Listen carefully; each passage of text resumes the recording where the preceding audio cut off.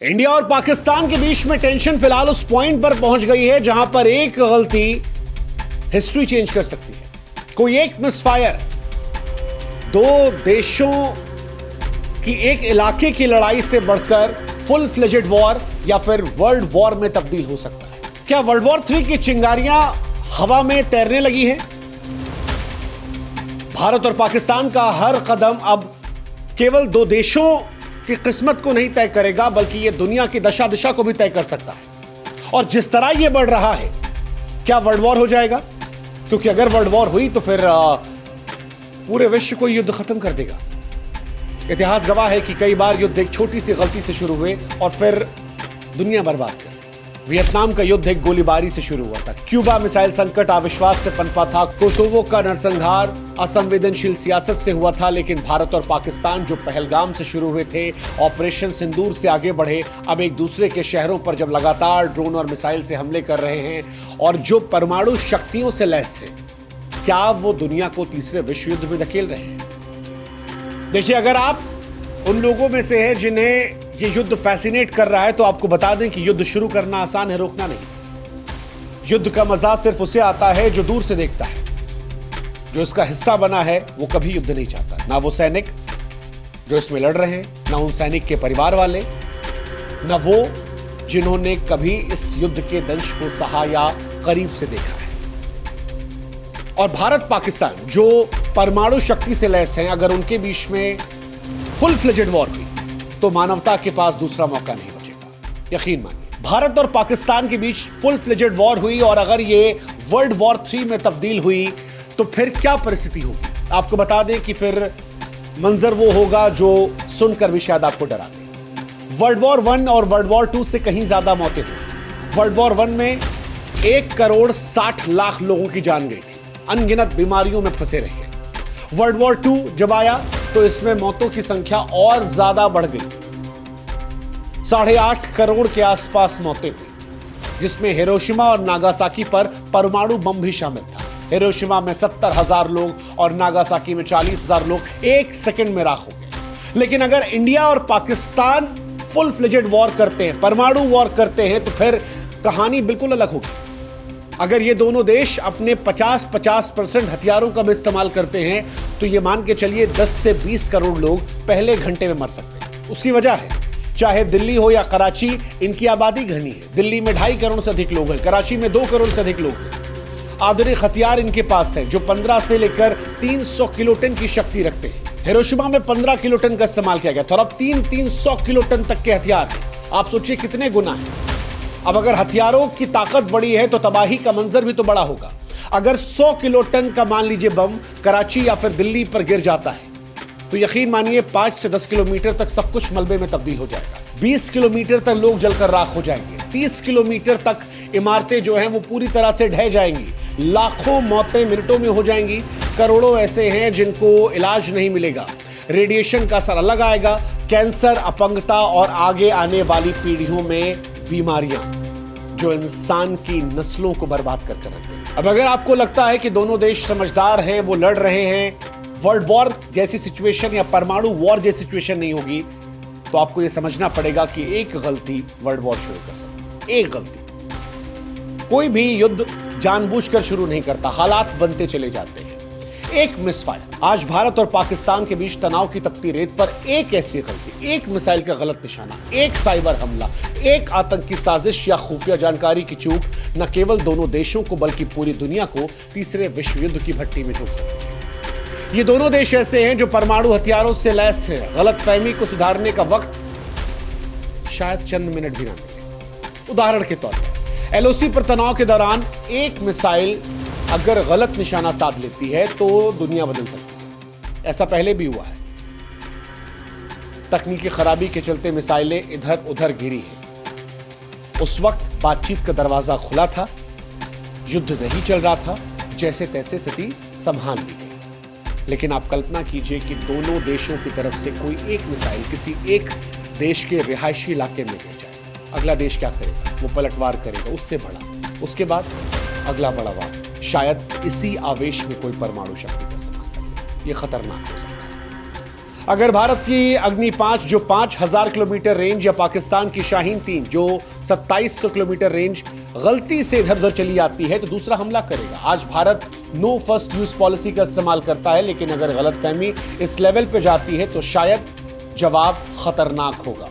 मिसाइलें हवा में होंगी। दिल्ली, मुंबई, कराची, इस्लामाबाद जैसे शहर मिनटों में मलबे में तब्दील हो सकते हैं। मौजूदा दौर में अगर कहीं कोई आतंकवाद हो जाता है तो यह भी विश्व युद्ध की तरफ धकेल सकता है। 2008 में मुंबई हमलों ने भारत को हिलाया था। 2019 के पुलवामा हमले ने बालाकोट हवाई हमले को जख्म दिया था। पहलगाम में जो कुछ हुआ उसके बाद भारत ने ऑपरेशन सिंदूर चला दिया। आप कल्पना कीजिए कि अगर कहीं कोई आतंकवादी हमला होता है तो उसका जवाब होगा। भारत सीधे सीधे से पाकिस्तान की साजिश मानेगा, जवाबी कार्रवाई होगी।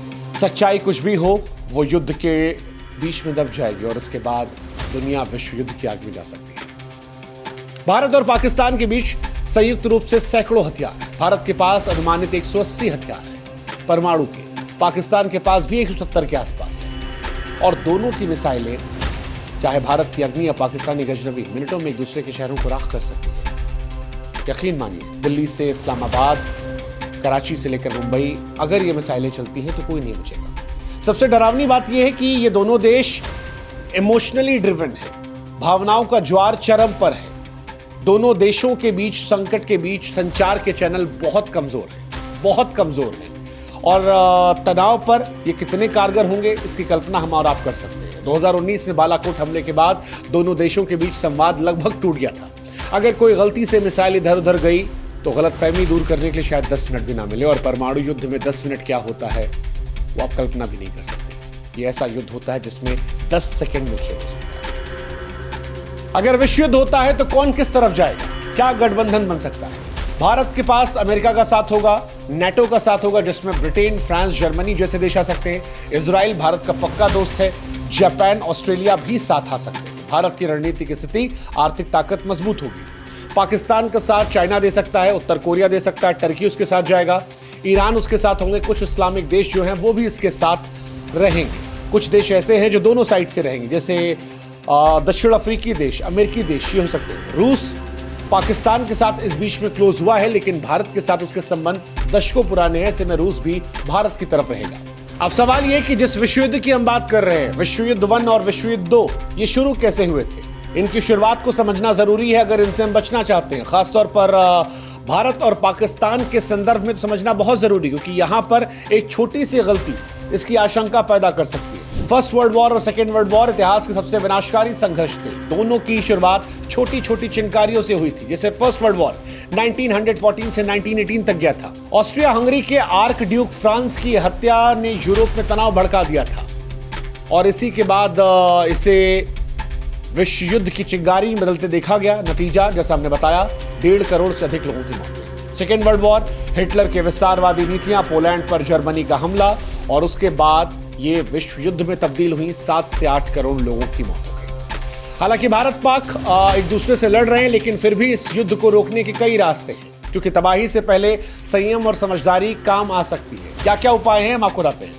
पहला उपाय तो कूटनीतिक दृष्टिकोण से संयुक्त राष्ट्र और तटस्थ देशों की मध्यस्थता की जरूरत होगी।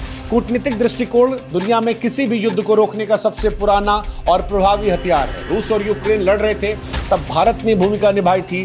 भारत ने दोनों संवाद किया था। अब भारत और पाकिस्तान के बीच में जब कमजोर कम्युनिकेशन है तो दुनिया के और बड़े देश इस बीच में अपनी भूमिका निभा सकते हैं। भूमिका संयुक्त राष्ट्र भी निभा सकता है। संयुक्त राष्ट्र ने इससे पहले भी इंडिया और पाकिस्तान में युद्ध को रोका है, कई बार रोका है और इस बार भी वो अपनी अहम भूमिका कर सकता है। जैसे 1965 और 1971 में भारत पाक युद्धों के बाद यूएन ने मध्यस्थता करवाई थी। 1965 में ताशकंद समझौता और 1971 में शिमला समझौता हुआ था, जिसके बाद भारत और पाकिस्तान में शांति बनाने की कोशिश की गई थी। हालांकि इसमें भी चुनौतियां हैं, क्योंकि यूएन में अमेरिका, चीन, रूस परमानेंट मेंबर है और वो अपना अपना हित देखेंगे। चीन पाकिस्तान का समर्थन करेगा, अमेरिका इंडिया की तरफ झुकेगा। ऐसे में क्या यूएन की तरफ से कोई निष्पक्ष सुझाव आ सकता है?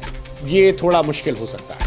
वैश्विक दबाव हो सकता है। अमेरिका और चीन अपने प्रभाव से दोनों देशों को शांत कर सकते हैं, कंट्रोल कर सकते हैं, दोनों को बुलाकर मीटिंग करवा सकते हैं और एक सही जगह पर युद्ध रुकवा सकते हैं। पाकिस्तान पर आर्थिक प्रबंध से भी काम चल सकता है। पाकिस्तान वो देश है जो पैसों के मामले में बिल्कुल भिखारी बन चुका है, उसके पास पैसे नहीं है। ऐसे में अगर दुनिया उसे फंड करना बंद कर देती है या ग्रे लिस्ट में डाल दिया जाता है या आतंकवाद को लेकर उस पर एक्शन ले लिए जाते हैं, FATF की ग्रे लिस्ट में उसे डाल दिया जाता है वापस, तो फिर पाकिस्तान शांत हो सकता है। जन आंदोलन भी काम कर सकते हैं अगर दोनों देशों की जनता शांति के सड़कों पर उतरे। हालांकि इसके चांसेस ना के बराबर हैं, क्योंकि ना हिंदुस्तान और ना पाकिस्तान, ये दो ऐसे देश हैं जहां लोग देश के लिए जीने मरने को तैयार है। ऐसे में शायद ही कोई ऐसा होगा जो सामने आकर ये कहेगा कि युद्ध रुकना चाहिए। हालांकि कुछ लोगों ने लिखना पढ़ना ऐसा भी शुरू कर दिया है, वो सामने आ रहे हैं। जैसे भारत में अंबाती रायडू ने ट्वीट किया कि आंख के बदले आंख दुनिया को अंधा कर सकती। कई और लोगों ने भी लिखा कि युद्ध वो चाहते हैं जिन्होंने युद्ध देखा नहीं है, जिन्होंने युद्ध देखा है वो युद्ध से बचना चाहते हैं। अगर ऐसी आवाजें और बढ़ती हैं, अगर ऐसी आवाजें और ज्यादा आती हैं, तो शायद दोनों देशों की तरफ से कोई विचार हो सकता है। हालांकि युद्ध और देशभक्ति के शोर के बीच में ऐसी आवाजों का शोर शायद कम हो जाए, लेकिन फिर भी उम्मीद छोड़ना गलत है और आप इसकी भी उम्मीद कर सकते हैं। सैन्य संयम, भारत और पाकिस्तान को उकसावे वाली कार्रवाई करने से बचना चाहिए, यह भी एक समाधान हो सकता है। भारत पाकिस्तान अगर युद्ध लड़ भी रहे हैं तो वो एक हिस्से को लेकर लड़े, रिहायशी इलाकों से बचें, ताकत सेना के बीच में टेस्ट हो, मासूम लोगों पर इसका प्रयोग ना किया जाए, क्योंकि अगर ये प्रयोग हुआ तो ये विश्व युद्ध की चिंगारी को जला सकता है। लेकिन आखिर में जो सवाल सबसे मौजूद है वो यही कि क्या हम राख से पहले शांति को चुन सकते हैं, क्योंकि भारत और पाकिस्तान के बीच वर्तमान तनाव ऐसे चौराहे पर खड़ा है जहां से लौटना लगभग असंभव है। इतिहास ने हमें बार बार सिखाया है कि युद्ध सिर्फ सरकारें नहीं बल्कि सभ्यताएं हारती हैं।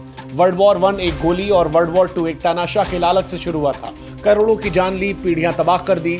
अब वर्ल्ड वॉर 3 की आशंका है। भारत और पाकिस्तान के बीच एक गलती इतिहास को बदल सकती है। एक मिसाइल इधर उधर होना ये दुनिया को युद्ध की आग में झोंक सकती है। परमाणु शक्ति कभी कोई ढाल नहीं रही है, ये वो विस्फोटक है जो मानवता की रेत पर टिक चुका है। भारत और पाकिस्तान के बीच इतनी ताकत है कि 5-10 मिनट की प्रतिक्रिया में दुनिया से नक्शा बदल सकता है। दिल्ली, कराची, लाहौर, मुंबई जैसे शहर मिट्टी में मिल सकते हैं। रेडिएशन की चुप्पी आने वाली पीढ़ियों को भी सुनाई पड़ेगी।